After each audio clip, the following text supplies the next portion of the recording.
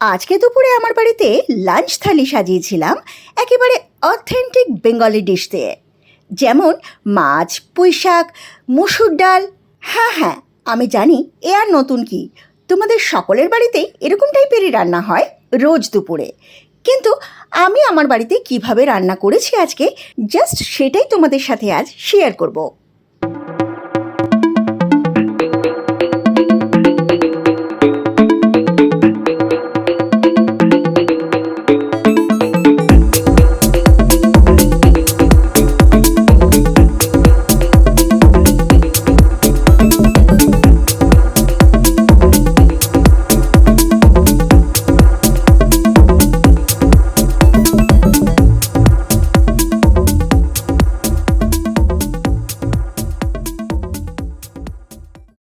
নমস্কার বন্ধুরা, তানিস কিচেনে তোমাদের সকলকে স্বাগত জানিয়ে আজকে আমি আমার রেসিপি শুরু করছি।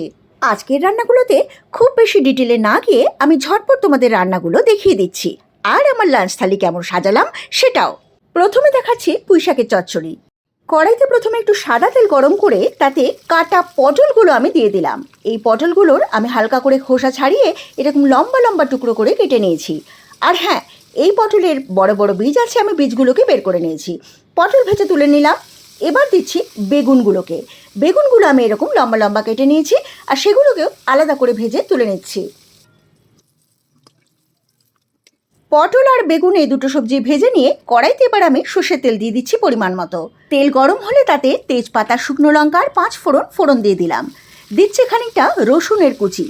হ্যাঁ, পুঁই শাকটা আমি কীভাবে বানাই সেটা একবার দেখে নাও। আমি একটু রসুনের কুচি দিলাম, আর এগুলো খুব ভালো করে ভাজা হয়ে গেলে লম্বা লম্বা করে কাটা আলু দিয়ে দিচ্ছি, টুকরো করে কাটা কুমড়ো দিয়ে দিলাম, আর দিলাম পুঁই শাকের মোটা ডাঁটাগুলো, যেগুলো আমি লম্বা পাতলা করে কেটে নিয়েছি। সেগুলো আগে দিয়ে দিলাম যাতে সেদ্ধ হয়ে যায়। এবার আমি কিছুটা হলুদ গুঁড়ো, কিছুটা নুন দিয়ে খুব ভালো করে কষাতে থাকবো আর ভাজতে থাকবো। একটু ভাজা ভাজা হলে আমি এটাকে ঢেকে দেবো যাতে এগুলো সেদ্ধ হয়ে যায়। ঢাকনা খুলে আবার একটু নাড়াচাড়া করে আমি এর মধ্যে পটল আর বেগুন যেটা আগে ভেজে রেখেছিলাম সেটা দিয়ে দেব। তারপর দেব কেটে রাখা পুঁই শাকটা, যেটা আমি খুব ভালো করে ধুয়ে রেখেছি। এবার হালকা হাতে খুন্তি নেড়ে পুঁই শাকটা মিলিয়ে দিতে হবে। আজকে আমার পুঁই শাকের পরিমাণ একটু অল্পই আছে, তাই বেশি ঝামেলা হলো না। নয়তো অন্য সময় কড়াই উপচে পড়ে আর সেটা নাড়া খুব প্রবলেম হয়ে যায়, তাই একটু ঢেকে দিই আমি। আজকেও ঢেকে দিলাম। ঢাকনা খুলে ভাজতে ভাজতে একটু চিনি ছড়িয়ে দিলাম। এই তরকারিগুলো একটু মিষ্টি মিষ্টি হলে ভালো লাগে। এবার আমি একটু জল দিয়ে এটা খানিকক্ষণের জন্য ঢেকে দেব।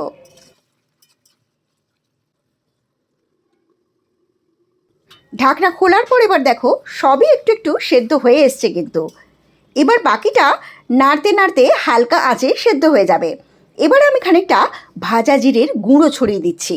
তোমরাও যখন রান্না করবে এই জিনিসটা অবশ্যই দিও, দেখো তরকারির টেস্ট দ্বিগুণ হয়ে যাবে।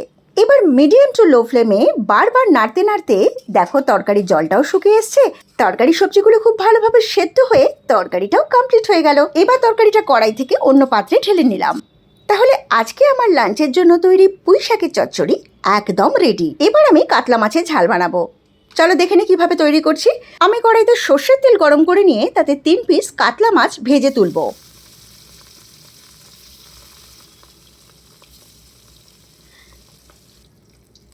দেখো আমার কাতলা মাছটা ভাজা করা হয়ে গেছে, আর বেশ একটু কড়া করেই ভাজা করেছি।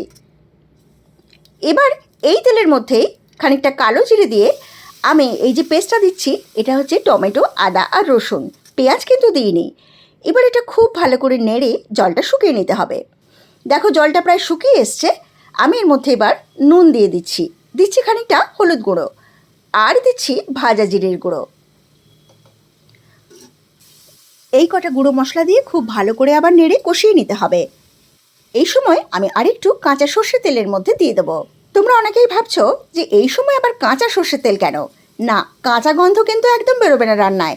তবে আমি যেই পদ্ধতি দেখাচ্ছি সেটা ফলো করলে সাধারণ রান্নাও দেখবে কি অসাধারণ খেতে হয়েছে। যাই হোক, মশলাটা কষানো হয়ে গেছে, এবার দিয়ে দেবো জল।